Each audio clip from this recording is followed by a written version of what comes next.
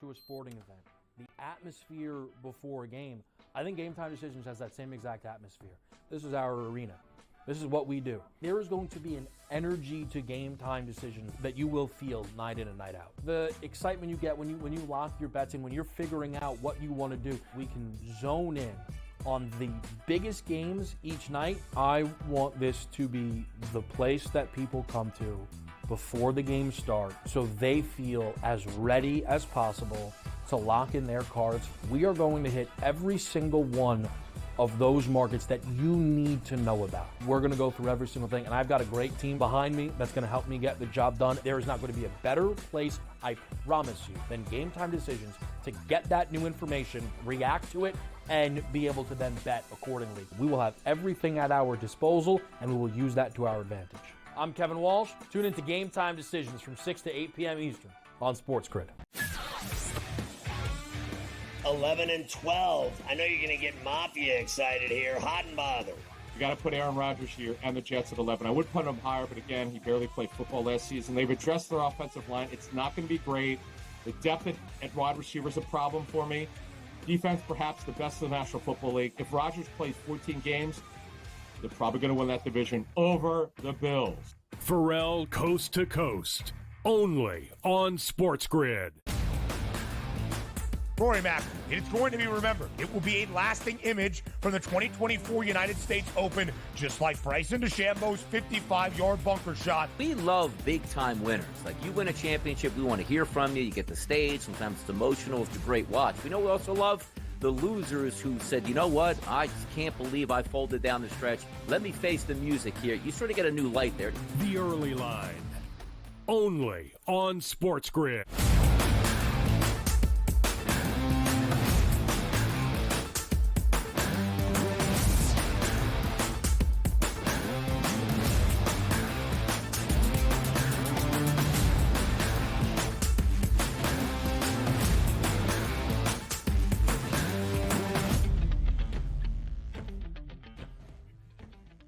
Hello and welcome to a Wednesday Live right here on the Early Line on SportsGrid and all across that SportsGrid network. It includes sportsgrid.com/watch, where you can find your favorite destination to consume everything all across the grid. He is Donnie Rightside. I am Ben Stevens. We are together here for the next 3 hours up until 11 a.m. Eastern Time. It is a Wednesday. It is draft day in the National Basketball Association, round number 1 of now a 2-night event for the 2024 NBA draft. That gets underway this evening. We will look at everything you need to know for the NBA draft this year. Some might call it lackluster, but we'll build that excitement. The prospects you need to know as they look to take that next step into the association. But DRS, this NBA offseason waits for nobody. A blockbuster deal here in the Big Apple, across the river from Brooklyn to New York. In Manhattan we go, and we'll also go around all Major League Baseball yesterday. A WNBA Commissioner's Cup out on Long Island, and so much more, including a shocking move in college baseball. All of that over these next 3 hours. Yeah, we do have some good topics to talk about today, which does include the Subway Series in New York, and then also the Knicks going against the Nets here in sort of a Subway Series, one franchise helping out another. Certainly was interesting. And also, yes, loyalty in baseball. Here's what I always love. That's a disrespectful question by the reporter. Can't believe you would ask me that. I understand it, but what a stupid question. Only like a day later to be like, boom, gone over to my rival. Man, there are no loyalties in sports anymore. Love it. Love it. There is no greater lie told, DRS, than a college coach being asked about a rumored job opening of which his name has been floated. We're talking about Jim Schlossnagle, and we'll talk about that in just a moment. But we start with the blockbuster deal that came down the wire late last night. The Brooklyn Nets are sending Mikal Bridges to the New York Knicks. In fact, a Subway Series across the river. He goes from Brooklyn to Manhattan. One of the most consistent players in the NBA, who has played in every single game in his NBA career, now joins his former Villanova teammates, Jalen Brunson, Josh Hart, and Dante DiVincenzo with the New York Knicks. They are truly running back the 2016 Villanova Wildcat National Championship team just inside Madison Square Garden. Yeah, you're always looking to get better, and I think the Knicks got better last night. And here's the thing I always love is you might see that trade compensation as crazy, but it isn't really crazy. If you take a look at the Knicks, probably going to be at least a top 7, top 8 team in the NBA. What's that draft pick actually going to be that they're giving up over the next couple years? 28, 29, 26, 25. You're not going to get a decent player at that level. So I love the fact that the Knicks are like, forget these draft picks. We expect to have a good basketball team, and those picks won't amount to much here. I like the direction that the Knicks are going. Now, granted, there are a lot of rose-colored glasses on Twitter last night with the Knicks and how great it is. I don't really know how much that makes them better in the Eastern Conference for a chance at a championship, but their team is better today. Yeah, they certainly are. I love the move just from the nostalgia of college basketball. Mikal Bridges, who has been available for every single game in his NBA career, finds his match in his head coach now in Tom Thibodeau. And huge movement for the Knickerbockers that we will discuss. Now a 5-1 price to win the Eastern Conference, tied with Milwaukee for the second best number, only behind the Boston Celtics. Plenty more to get to. A huge haul, though, returns to the Nets. 4 unprotected first-round picks, another first-round protected pick back to Brooklyn as well, and a couple of other draft assets. And then almost simultaneously, Brooklyn unloaded some of those picks to the Houston Rockets. The Rockets stockpiling 4 picks now that they hope to use as draft capital to maybe lure a big superstar to Ime Udoka's team. Rumors already percolating here on draft day that Houston is interested in Devin Booker. Wow. Or maybe even Kevin Durant. Double wow. I got to tell you on this one, like I need a math major to let me know exactly who's getting what in that deal, because I understand the Knicks trade, but this one is pick swaps left and right. I'm going to return this one to you. You give me back one, give me one back the next year. So I don't know what's going on in this one, but it means that the Houston Rockets are saying, all right, we got enough young talent. We got stockpiled assets here. Let's go out and get some real players here and turn this thing around. After a pretty successful debut year under Ime Udoka, they made a run to be the 10 seed and get into the Western Conference play-in tourney. They're looking to pair that young talent in H-Town with a veteran superstar. We shall see on draft day, when there's a lot of focus on the NBA, things often happen and attention tends to spike. Now we go to baseball. Speaking of teams in New York, the Subway Series, the debut last night inside Citi Field up in Queens between the Mets and the Yankees. Start number 2 this season for Garrett Cole was not good. Roughed up, allowing 6 earned runs, 4 home runs, including 2 to Mark Vientos as the New York Mets keep it rolling in June. They take the Subway Series opener 9-7. The Mets have won 14 of 20 games this month. Yeah, who would think that a 5 RBI night for Aaron Judge would go to waste? But it did. Those grimace Mets are bringing the bats out. Now, here's the issue that we're going to worry about. We'll probably talk about it later. Is Garrett Cole. The expectation was no surgery, rehab, everything should be fine. First came out on the mound, didn't throw a lot of pitches, was okay. But last night, that's a real trigger point. It's okay to give up hits and runs here, but no strikeouts through those 4 innings for Garrett Cole. This is something certainly to keep an eye on and could be devastating if we don't get the Garrett Cole we expected to be back on the mound for the Yankees.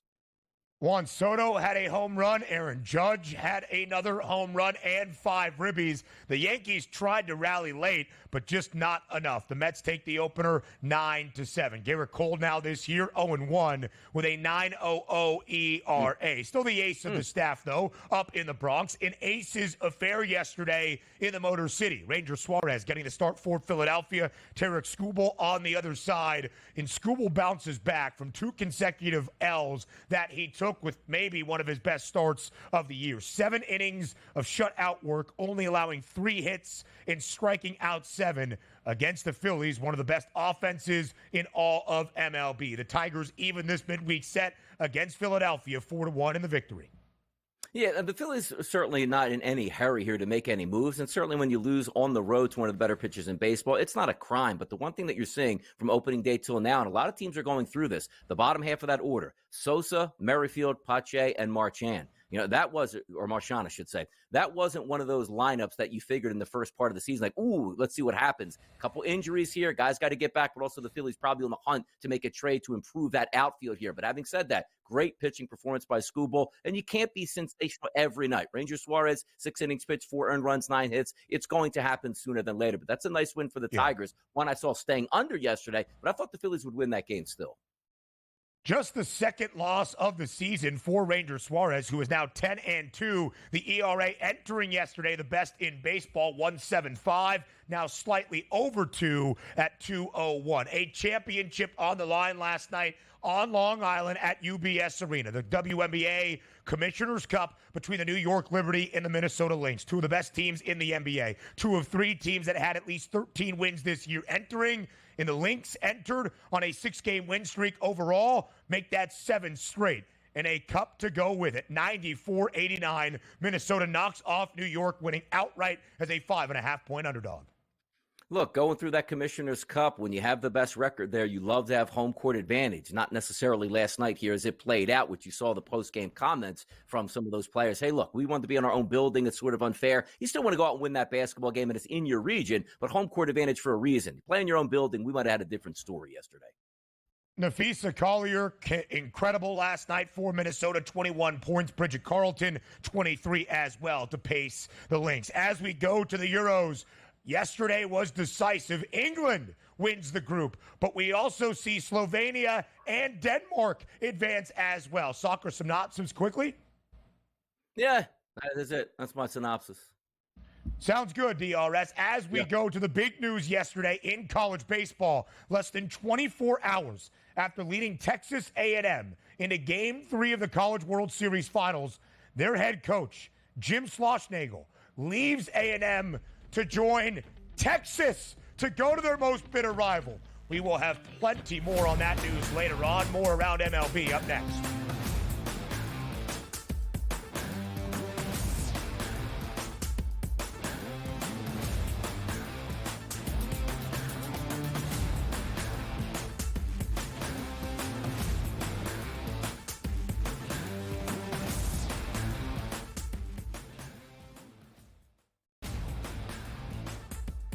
Technically, despite having the most wins in both the AL and all of Major League Baseball, 52 of them for New York, no longer the best winning percentage. You expect your front offices to hit that gas pedal when it comes time to get a better team on the field post All-Star break, because the one thing that you know from the Yankees and the Orioles is what, Ben? You're going to fight with each other throughout the stretch here, and you want home field advantage. The Early Line, only on SportsGrid.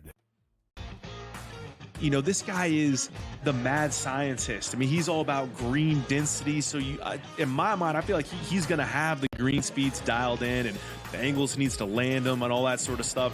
I feel like he's going to be a good spot and playing the course well. And he's going to be hitting less club into a lot of these par threes too. So I just, we're talking about using a live guy. I love Bryson this week. I'm riding with Bryson. Only on SportsGrid. This new sports integrity partnership, Genius Sports, is involved in this. More protection. They said that's going to allow them to beef up their protection and add more integrity monitoring tools to essentially catch bad behavior before it happens. This comes, obviously, after a just ton of scandals we've had across sports betting lately, whether it's the MLB umpire, Pat Hoberg. Newswire, only on SportsGrid. Despite me being a Yankee fan, I think Joe would deserve the label as Aaron Judge's biggest fan, not through any bias, but just through the amount of money that he's made anybody who's been betting on him. I just had him for that home run, and I'm going to go back to it today. That home run coming in at plus 230. Max Fried here, while he has been strong, this is Aaron Judge. Game time decisions, only on SportsGrid.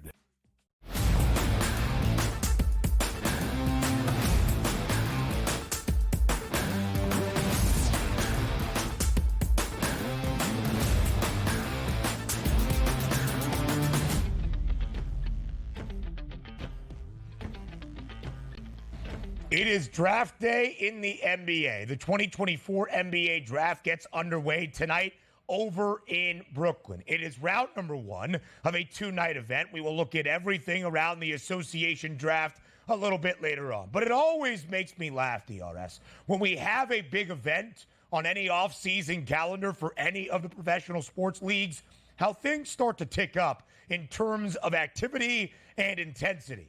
So last night we saw the blockbuster deal between the Brooklyn Nets and the New York Knicks. Mikal Bridges has been traded away from Brooklyn, just a short trip to their across-river rival, that being the New York Knicks. He will now join his former Villanova teammates, Jalen Brunson, Josh Hart, your guy Tate, Donnie DiVincenzo, and join this Knicks organization. In return, Brooklyn gets back a haul. 5 first-round picks for Mikal Bridges, 4 of them unprotected, and some more draft assets as well. It was a blockbuster night in the NBA.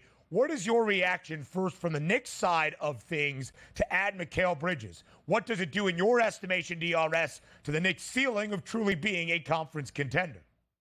It helps them. It certainly does, but it's not as if we got that superstar name that's going to shift the balance of power in the Eastern Conference, where we know the Milwaukee Bucks, if they come back intact and they're healthy, that's probably a formidable opponent. The Philadelphia 76ers with an NBA MVP on their roster, waiting to add another max contract player to go along with the ascension of Tyrese Maxey. That should help out. Who knows what the Miami Heat are going to do at this point, but the Boston Celtics still sit in that first spot. Now, having said that as well, your goal always on a year-to-year basis in the NBA or any professional sport, Ben, is what? Improve your team. Did the Knicks do that yesterday? Absolutely. And I'm not one of those guys that prescribes to the theory of, oh man, you're giving up your future for now. Like, stop the madness here. Those fourth-round draft picks aren't really going to come into play for the New York Knicks anymore, because they think they have the basis of a team that can go out and win the Eastern Conference. Now, we'll see what happens with Julius Randle and OG Anunoby on top of that. But the simple process is a Knicks fan or anybody looking at the New York Knicks waking up this morning doesn't say, oh man, Knicks got robbed in that one. I think that's a terrible move. This is a good move by the Knicks and improve their team. But having said that, again,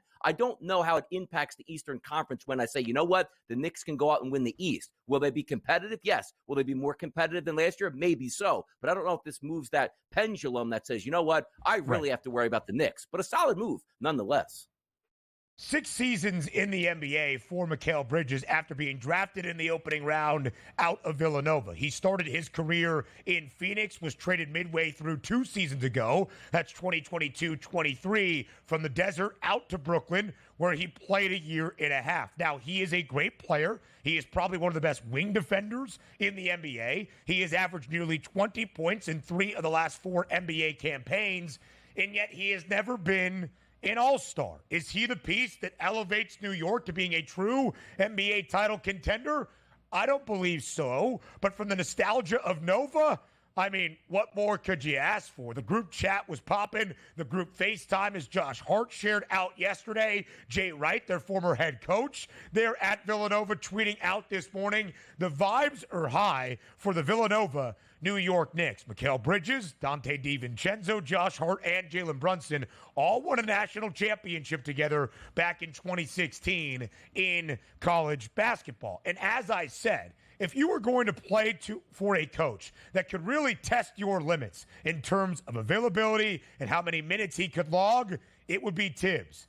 It is Tom Thibodeau. And Mikal Bridges, in every game that he has played and been available for in his 6 NBA seasons, he has been out there. He is going to get some run now in the Big Apple, or at least in Manhattan. Yeah, and there'll be a learning curve there, as usually with new players coming in, because there was a lot of shots that were available last year, including Jalen Brunson taking a lot of those, but Donnie DiVincenzo being that wide-open 3-and-D guy. Now you have another guy that can do the same thing. It's a great problem to have overall, but I think you hit the nail on the head, because for the NBA season, the evolution over the past, let's just say 5 to 10 years is, hey guys, the regular season, yes, it's important because we have to make the playoffs. Do we want the best seeding possible? Absolutely. But once you get to the playoffs, I don't want to be like, you know what, this guy played 82 games and played 35-plus minutes every single night, and now you go through that 2-month grind of the NBA playoffs. It'll be interesting to see how Tibbs makes that adjustment, because you're right. He's one of those guys that says, hey, you're healthy, you're not in foul trouble. Why not, man? You're a young man. Go out there and play 45-plus minutes on a night-to-night basis if you feel the need to do so, which Josh Hart does. It's a good problem to have, as I said. We'll see how Tibbs handles it next year for sure. We will. And listen, the New York Knicks are trying to get back to the Eastern Conference Finals for the first time in nearly 2.5 decades. The year 2000. Of course, Game 7 of the second round this postseason against Indiana at home inside the electric atmosphere that is MSG. they came up short. But the world's most famous arena is going to be bumping all season long next year. In the outlook, DRS, although we have questioned maybe what exactly Mikal Bridges does to elevate New York's ceiling and not just a playoff team or a second-round playoff team, but a true NBA championship contender, has elevated from that odds outlook. 5-1 now. The New York Knicks have settled with the second best price alongside Milwaukee to win the Eastern Conference crown. There is that clear gap, as was the case a week ago when the season came to a close and Celtics won the NBA championship in title number 18. But the New York Knicks now tied for the second best number to win the East, and at a 16-1 price right as the season came to a close to win next year's NBA title and that Larry O'Brien trophy. That price has been slashed by $6. New York tied for the fifth best price to win the NBA championship next season at 10-1. Yeah, and this puts them in the mix, and that's all you can ask for sometimes here, because you need some good bounces during the NBA season. You got to stay healthy, as we know, and also maybe get a good draw all throughout the playoffs. It's still going to be the Boston Celtics, because they'll probably make a minor tweak to even make their team better, if that's possible, in the offseason, and those are the expectations when you're in that championship window. But from a Knicks perspective, like, why not be in there with the Sixers and with the Milwaukee Bucks as a legitimate chance to be that number 2 overall seed? The Knicks did that last night, and also, the Knicks aren't done yet. The reshaping of that roster will be interesting, and it's just a matter of how much maybe they want to go over that salary cap and the luxury tax to keep some of those players that are on the team. Right. Now, granted, there's only one basketball, and there's a lot of good basketball players. It'll be interesting to see how Tibbs actually handles that next year, because you know Julius Randle, if he does return, how many shots does he want to put up next year? So it'll be a fun problem to have for the Knicks once again. More so than Julius Randle, the New York Knicks have said their intention is to fully re-sign OG Anunoby. Do they have the cap space and the money to do so? There was more picks being traded last night that we'll get to in our NBA draft discussion, but a big day around baseball, both in college and MLB next.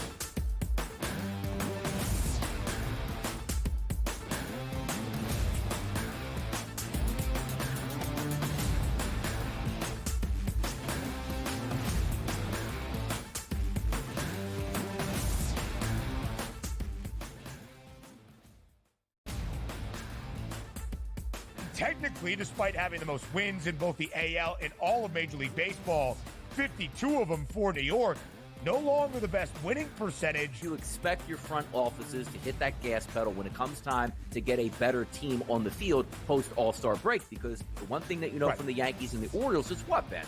You're going to fight with each other throughout the stretch here, and you want home field advantage. The Early Line, only on SportsGrid. You know, this guy is the mad scientist. I mean, he's all about green density. So in my mind, I feel like he's going to have the green speeds dialed in, and the angles needs to land them and all that sort of stuff. I feel like he's going to be a good spot and playing the course well. And he's going to be hitting less club into a lot of these par threes too. So I just, we're talking about using a live guy. I love Bryson this week. I'm riding with Bryson. Only on SportsGrid. This new sports integrity partnership, Genius Sports, is involved in this. More protection. They said that's going to allow them to beef up their protection and add more integrity monitoring tools to essentially catch bad behavior before it happens. This comes, obviously, after a just ton of scandals we've had across sports betting lately, whether it's the MLB umpire, Pat Hobert. Newswire, only on SportsGrid. Despite me being a Yankee fan, I think Joe would deserve the label as Aaron Judge's biggest fan, not through any bias, but just through the amount of money that he's made anybody who's been betting on him. I just had him for that home run, and I'm going to go back to it today. That home run coming in at plus 230. Max Fried here, while he has been strong, this is Aaron Judge. Game time decisions, only on SportsGrid.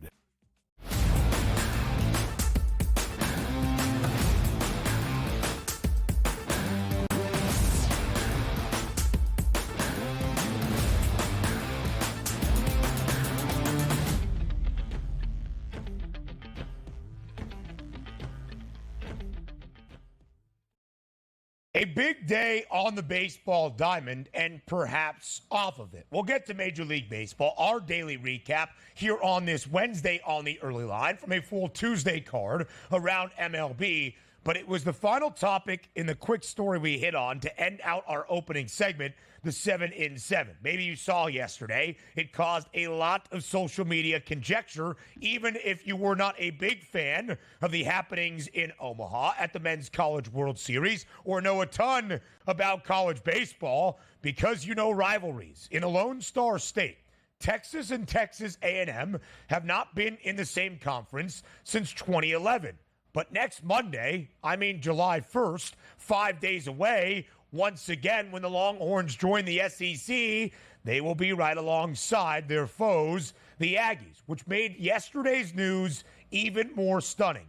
Less than 24 hours after his team played in the hopes of its first ever national championship in a winner-take-all Game 3 in Omaha in the CWS Finals, Jim Schlossnagle, the head coach of Texas A&M, is no longer the head man in College Station.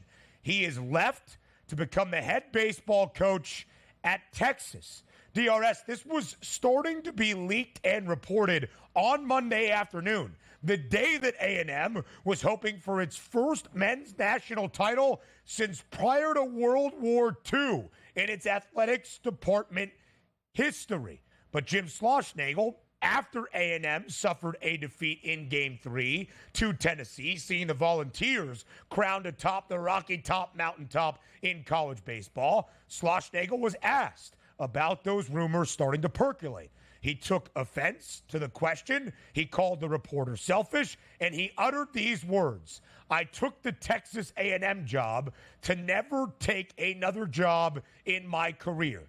To about 18 hours later, departing College Station and headed to Austin, one of the all-time coups you will see in college. Yeah, it's kind of crazy the way it played out, too, because, again, looking out for number one is key in any industry here. If you're going to have a better job that you feel you're going to make more money and more stability, everybody's going to do that. It's called leveling up. It's why some college coaches want to get to the pros, and some college coaches that are assistant coaches or coaches at a lower mid-major level want to improve. Why? It's more money, more prestige, and you figure it's a better job. That's why you take those jobs. But I always have an issue because there's so many easier ways to handle this. And also, shame on him for his team making a College World Series run and behind the scenes, like, you know what, man, would love to be at another school. We're not saying that affected the way he coached the game or managed, but at the same time, like, don't you want to have that singular focus? We hear about professional athletes do this all the time. Look, if you don't get me under contract by this date, we're shelving this. Like, I got to concentrate on my future with my team and how I perform, not going out on a Monday night football game and saying, like, oh my God, I just threw an interception. That's going to drop my stake by millions. But also, the key indicator in this one, nobody would have faulted him for saying, like, hey, look, man, there's rumors out here of you leaving. And he just goes, you know what? I love it here at Texas A&M. It's flattering to hear from other schools as you get that from time to time. My focus is on winning this College World Series. Nobody would have cared if he left for Texas a few days later. But the fact that you come out indignant and basically saying, like, that's so disrespectful to ask me. This is my dream job. I'm not going anywhere here. And a few hours later, technically, you bounce to another school after, reprimanding the reporter asking you that question. That's what always leaves a bad taste in our mouth. For sure. And listen, when you have something to cover up and you feel you are doing something shady, that's when you go on the offensive. That's when you attack. When I saw that quote, DRS, when I saw that post-game press conference, I knew he was going to be asked about it. The reporter was doing his due diligence, and rightfully so. And when he got mean and nasty, it was clear as day to me, despite anything he said afterward, he was headed to Austin.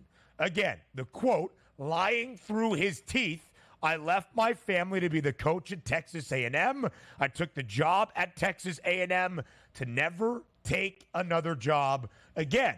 And Jim Schlossnagle is one that knows the Lone Star State well. He was at TCU, led the Horned Frogs to multiple appearances at the CWS in his 3 years at A&M, 2 trips to the College World Series. So going to Texas is still greener pastures, but it's the way in which it was done.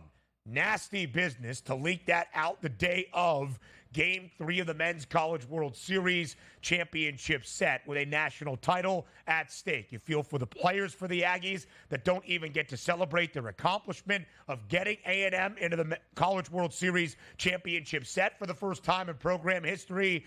And now we'll look for a new head coach next year. Texas is the most prestigious, or at least one of, in college baseball in terms of that program. Most CWS appearances with 38. Now to Major League Baseball up next.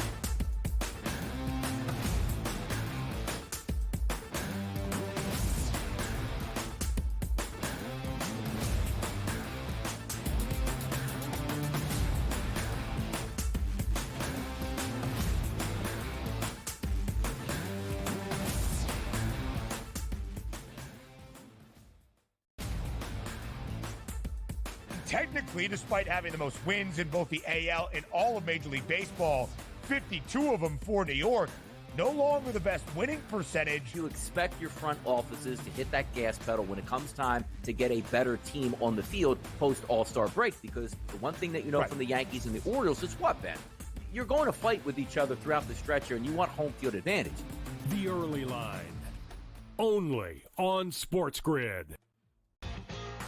You know, this guy is the mad scientist. I mean, he's all about green density. So in my mind, I feel like he's going to have the green speeds dialed in, and the angles he needs to land them and all that sort of stuff.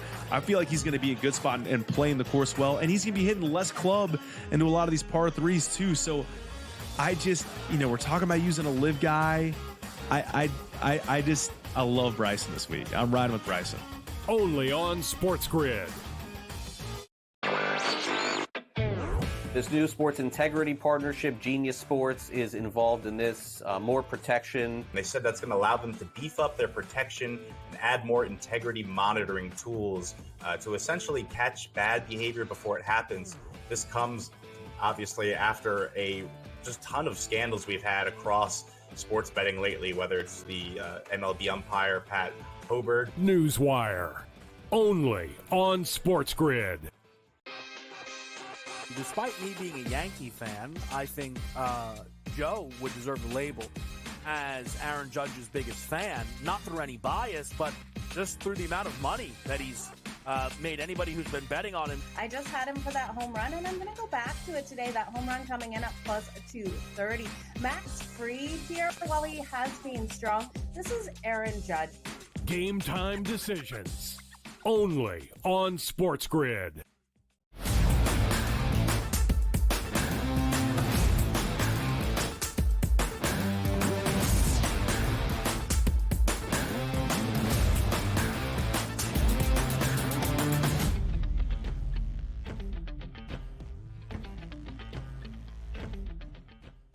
A Subway Series yesterday got underway up in Queens, where the New York Mets are playing their best baseball of this season, and it was start number 2 of the year for the other New York teams.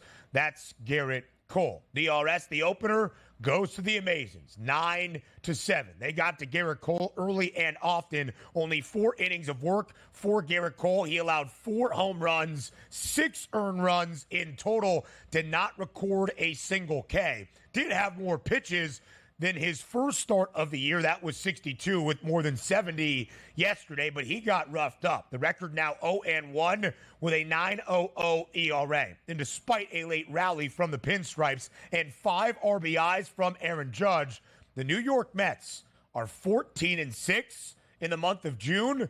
The Grimace Mets are 10-2 since exactly 2 weeks ago when Grimace threw out the first pitch at Citi Field. The Amazons living up to that name as of right now. Yeah, in that, I actually had 2 RBI shots in this game. One was Aaron Judge. You got 5 of them, which was great. The other one was Gleyber Torres. The reason I bring that up is he didn't have any RBI, but sometimes you look at that final score and say, what could have been? And yes, this game was a blowout entering into the late innings before you saw 6 unanswered runs for the New York Yankees to make it close. But let's just go back to the very first inning here, when if you're the Yankees, you have Peterson on the ropes, bases loaded, nobody out. And again, that's why I bring up Gleyber Torres, strikes out, another out there for Verdugo. They don't score any runs in the first. Then you see the Mets Mets get their first run in the bottom of the inning. That must have felt like a massive win for the Mets to get out of that inning, not only giving up runs, but actually leaving that inning with the lead. But the bigger question marks come in is you have a long season here. Teams are going to win games. Teams are going to lose games. But the focus is on Garrett Cole. The thought process from most of us was, boy, if he looks really good in these rehab starts and he didn't need surgery and he comes back as the Garrett Cole that we saw in 2023, the Yankees by de facto will be the best team, maybe in Major League Baseball, but certainly for me in the American League. Now, he came back in game number 1, looked okay, didn't go long. That's expected. You want to start to extend the guy, which you saw yesterday, but it was only 4 innings pitched, 7 hits, 6 earned runs, home runs leaving the ballpark, and no strikeouts from a definitive dominant strikeout pitcher, and also going along with 4 walks. What you want to hope is he just doesn't have his stuff yet, and he's working out those kinks like it was spring training. But sometimes when you don't opt for surgery and you just do the rehab, things don't always work out your way. That's a disaster scenario for the Yankees and Garrett Cole. I don't want to over-speculate, but I don't like what I see so far out of Garrett Cole coming back into Major League Baseball. 52 wins still for the Yankees, tied for the most in the bigs alongside the Philadelphia Phillies. But despite that, DRS, for the Pinstripes, they have lost 8 of their last 11. Garrett Cole in his 2 outings the past week or so, 8 innings of work in total, 8 earned runs allowed. He had 72 pitches yesterday, 62 in his season debut a week ago. Aaron Judge continues to be on a tear. His MLB best 29th home run of the year, 5 ribbies. That gives him 75 in total. That also leads all of the major leagues. And yet the Yanks are a little bit on a downturn right now for the New York Mets. Mark Vientos goes long against Garrett Cole twice. The Mets are 10-2 since Grimace threw out the first pitch at Citi Field exactly 2 weeks ago, and 14-6 here in the month of June. The New York Mets firmly in the wild card conversation within the National League. Now we go to the team with the best record in the American League, who is the hottest active team in MLB. Make it 7 straight wins for the Cleveland Guardians in a high-scoring affair yesterday inside Camden Yards, knocking off the Orioles. 10-8 the victory for Cleveland, who has won 7 straight. The Orioles, the opposite end of that trend. The O's have dropped 5 straight. Yeah, we thought there might be some runs scored yesterday. Logan Allen on the mound going up against Cole Irvin. Not too really, I want to say, like name pitchers, just to be kind. But if you are the Guardians and you are going on the road to take down a formidable opponent like the Baltimore Orioles and continuously do that, but get a start out of your pitcher, 3 innings, 9 hits, 6 earned runs, and still come away with a victory at Camden Yards, that's absolutely incredible at that point. It just goes to show you how well this team plays. And also that unheralded lineup, 1 through 9, with not a lot of superstars, but a lot of talent that is producing. Sometimes you just take a look at the simple optics of the game, Ben. Look at the Orioles. They scored 8 runs. They should have won that game. But you know what they didn't do? They left 11 men on base and went 1 for 11 with runners in scoring position. Now flip it over to the other side. The Guardians, you want to talk about maximizing what you need to do to win a game on the road? How about only leaving 2 runners on base, scoring 10 times, and that includes runners in scoring position, 7 for 11. That's handling your business and capitalizing on scenarios. Even when your pitcher doesn't have it, the lineup rescued them. That's a great win for the Guardians. And again, I'm just going to continue to beat this drum here for the Guardians. I want to see them make moves here. You don't have to wait till the trade deadline here. This is a very good baseball team that a couple moves can make them into a great baseball team. But that's an awesome team win for the Guardians yesterday, knowing that your pitcher didn't help you out and you still rescued it. And you didn't beat the White Sox. You beat the Orioles at home. The Orioles scored at least 1 run in all 4 of the first innings, multiple in the first and the fourth. But the Guardians scored 5 in the top of the 4th. Jose Ramirez had 3 more RBIs yesterday. He's got 72 of them this year, only trailing Aaron Judge in all of MLB. Steven Kwan, the leadoff guy for Cleveland, has dealt with some injuries, so he hasn't met the minimum innings needed to register in terms of the stats leaders around baseball, but he's batting .385. He would have the best average in MLB if he hit those minimum inning requirements, even ahead of Shohei Ohtani, who's batting .320 currently at the top of the charts. This Cleveland team is for real. A 9-game lead in the American League Central. The Boston Red Sox entered yesterday, winners of 8 of their last 9. The Blue Jays completely on the opposite end of that spectrum. They had lost 7 in a row. They snapped the streak yesterday in Fenway. They win 9-4, over the Red Sox. Yeah, and you didn't even get a great start early in that game from Kevin Gausman. Did have some really good numbers, but you take a look at this: 6-6 now in the season, 6 innings pitched, 3 earned runs. But again, the focus on Bello here, starting pitcher for the Boston Red Sox. You only go 2 1/3 innings pitched, 7 earned runs given up. Yeah. His ERA now spikes to a 5.55. But also, when you take a look at added opportunities, 6 runners left on base for Toronto. But how about this? 5 of 8 with runners in scoring position. Those high leverage pitches that the Boston Red Sox had certainly didn't turn out in their favor. And you're trying to take a look at what you're getting out of Vladimir Guerrero Jr. Slow start to the Major League Baseball season. And now you're actually seeing, because the Blue Jays, I'm not so sure they're going to make the playoffs this year. But if you remember some of those comments when we talk about college baseball coaches saying like, no, never, this is ridiculous, what a dumb question. A few short years ago, Vladimir Guerrero Jr. was like, Toronto's my home. Yankees would never play for them even if they paid me X amount of dollars. Softening that stance within the past 24 hours. But at the same time, 4 RBI last night, raising his average to 288. This is the Vladimir Guerrero Jr. that we were used to seeing a couple years ago and expected to see on a year-to-year basis. Good win by the Blue Jays. I don't know if it amounts to all that much, but it's good to see that lineup starting to come around. And Vladdy Jr. hit an absolute moonshot in the opening game of this series against Boston, more than 470 feet over the Green Monster in left, and was asked about maybe joining another American League East team or his openness to being dealt ahead of the deadline. He wasn't exactly adamant that that was not going to happen. Now we go to the Ace Affair yesterday in the Motor City. Tarek Skubal, sensational. 7 innings of shutout work, only 3 hits against one of the most potent offenses in all of the bigs. That's the Philadelphia Phillies. 4-1 the victory for the Tigers. Ranger Suarez, still 10 wins, tied for the most in MLB, but his second loss of the year. A couple of earned runs, DRS, that was debated. Should it have been to Suarez? Was it an error on Trey Turner in the field? It does bump up the ERA for Suarez to 2.01. That's still the best in baseball, however. Yeah, they'll be fine. But also, I expected the Phillies to actually win this game 3 or 4-1 because we didn't have any feel for that that Tigers lineup. It usually is just Vierling and it's just Riley Green, who both had RBI last night. Ibanez had a nice night with 2 RBI, but you're not going to win every game, and that's a clutch pitching performance out of Skubal yesterday. We'll see with more him later in the season to see if he can actually win that Cy Young on a bad baseball team, technically. 9-3 now, the record for Skubal. Bounces back from his 2 worst starts of the year, where he had lost both games and given up 4 earned runs to blank the Phils yesterday. More on the early line comes your way up next.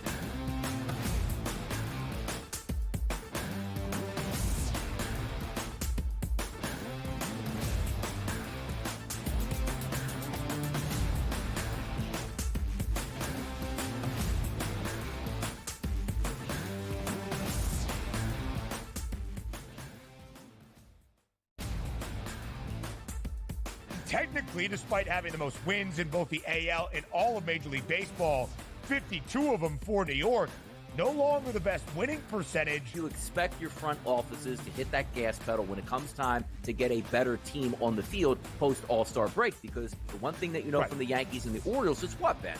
You're going to fight with each other throughout the stretch here, and you want home field advantage. The Early Line, only on SportsGrid. You know, this guy is the mad scientist. I mean, he's all about green density. So in my mind, I feel like he's going to have the green speeds dialed in, and the angles he needs to land them and all that sort of stuff. I feel like he's going to be a good spot and playing the course well. And he's going to be hitting less club into a lot of these par threes too. So I just, we're talking about using a live guy. I love Bryson this week. I'm riding with Bryson. Only on SportsGrid. This new sports integrity partnership, Genius Sports, is involved in this. More protection. They said that's going to allow them to beef up their protection and add more integrity monitoring tools to essentially catch bad behavior before it happens. This comes, obviously, after a just ton of scandals we've had across sports betting lately, whether it's the MLB umpire, Pat Hoberg. Newswire, only on SportsGrid. Despite me being a Yankee fan, I think Joe would deserve the label as Aaron Judge's biggest fan, not through any bias, but just through the amount of money that he's made anybody who's been betting on him. I just had him for that home run, and I'm going to go back to it today. That home run coming in at plus 230. Max Fried here, while he has been strong, this is Aaron Judge. Game time decisions. Only on SportsGrid.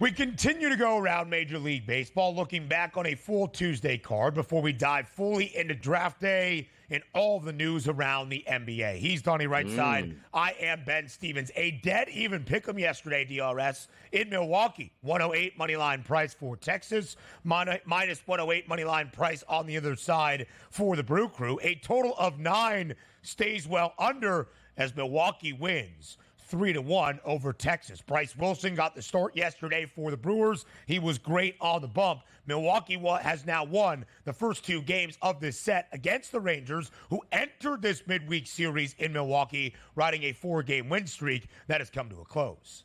Yeah, you remember, Ben, like back in the day, when I say that was probably like the Madden-managed Tampa Bay Rays, getting that opener just like on a day-to-day basis. It doesn't matter who the starting pitcher is going to be. But I actually sort of come around on the opener in certain situations. Like if you are a pitcher that's questionable at best, right?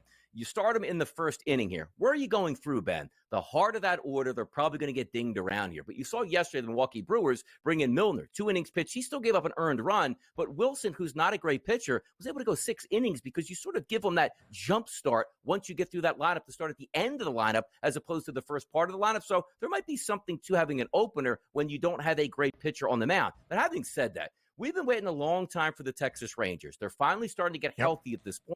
That lineup has to produce. I mean, come on, yesterday. I understand Milwaukee does have a good back end of the bullpen, but against a Bryce Wilson start, that should not be the case where we only score 1 time here. And quite frankly, you don't even score off of Wilson. Now, the guys in the lineup I told you to watch out for yesterday with the RBI chance, Seager and Smith. Well, at least one of those guys got the single RBI, so it would have been a profitable night. But that lineup is too talented to only go through, score 1 time, get 5 hits against not great pitching, but also more importantly, only 4 left on base and 1 of 2 with runners in scoring position. That's just not good enough for the Texas Rangers here. I'm waiting for them to say, you know what?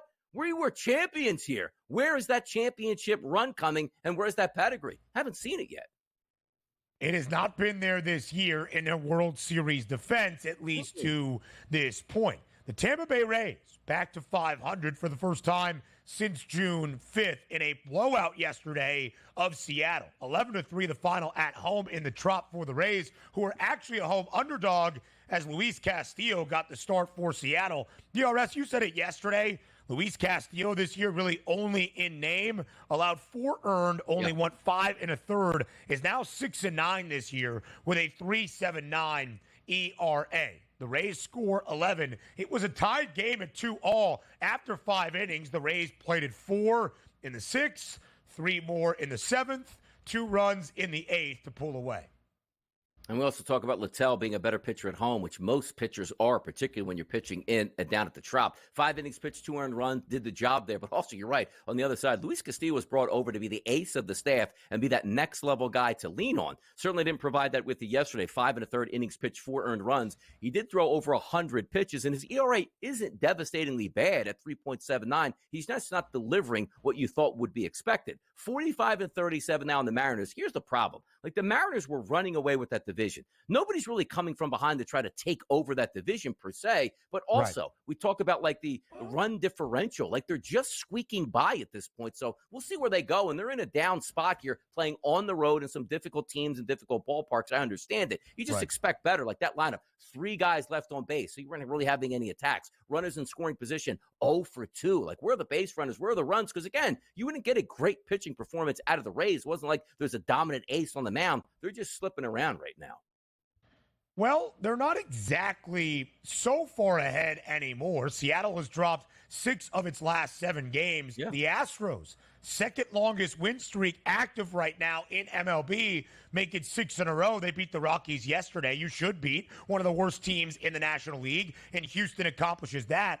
The Astros only a game below 500, now just 4.5 back of the M's for that top spot in the American League West. The fork now back in the drawer, at least for the time being, for the Astros. The Rays even 500, 40-40 again, back to 500 for the first time since June 5th. 4 teams in the American League East at 500 or better. The Yankees, Orioles, Red Sox, and now the Rays, only division in baseball out of the 6 that can say that. The Pittsburgh Pirates trying to get their way back to 500. A 9-5 victory yesterday on the road in Cincy as an underdog. Brian Reynolds got it started early, top of the first, second batter in the order for the Buccos, 2-run shot.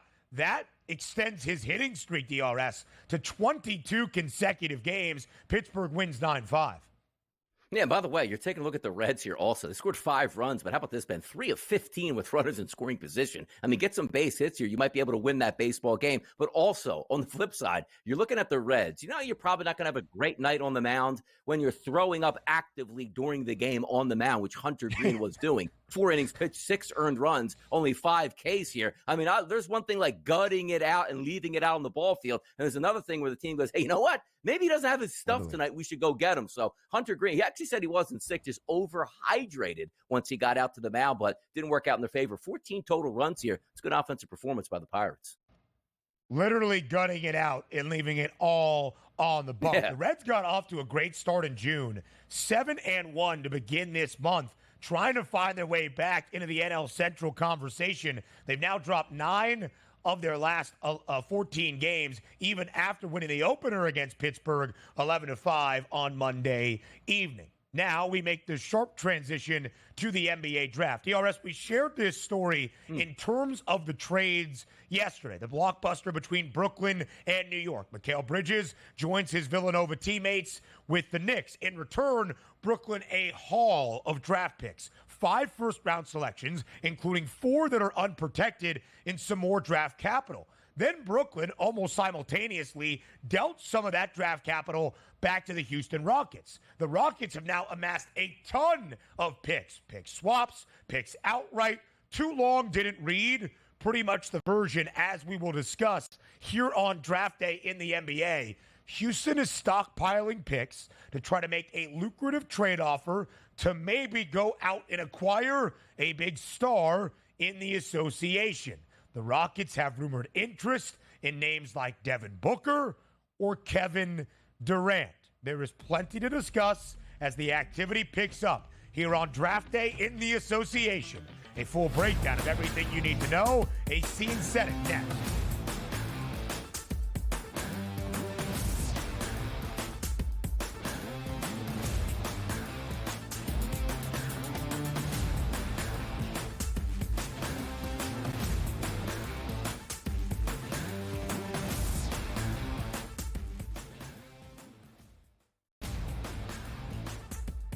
Technically, despite having the most wins in both the AL and all of Major League Baseball, 52 of them for New York, no longer the best winning percentage. You expect your front offices to hit that gas pedal when it comes time to get a better team on the field post All-Star break, because the one thing that you know from the Yankees and the Orioles is what, Ben? You're going to fight with each other throughout the stretch here, and you want home field advantage. The Early Line, only on SportsGrid. You know, this guy is the mad scientist. I mean, he's all about green density. So in my mind, I feel like he's going to have the green speeds dialed in, and the angles needs to land them and all that sort of stuff. I feel like he's going to be in a good spot and playing the course well. And he's going to be hitting less club into a lot of these par threes too. So I just, we're talking about using a live guy. I love Bryson this week. I'm riding with Bryson. Only on SportsGrid. This new sports integrity partnership, Genius Sports, is involved in this. More protection. They said that's going to allow them to beef up their protection and add more integrity monitoring tools to essentially catch bad behavior before it happens. This comes, obviously, after a just ton of scandals we've had across sports betting lately, whether it's the MLB umpire, Pat Hobert. Newswire. only on SportsGrid. Despite me being a Yankee fan, I think Joe would deserve the label as Aaron Judge's biggest fan, not through any bias, but just through the amount of money that he's made anybody who's been betting on him. I just had him for that home run, and I'm going to go back to it today. That home run coming in at plus 230. Max Fried here, while he has been strong, this is Aaron Judge. Game time decisions, only on SportsGrid.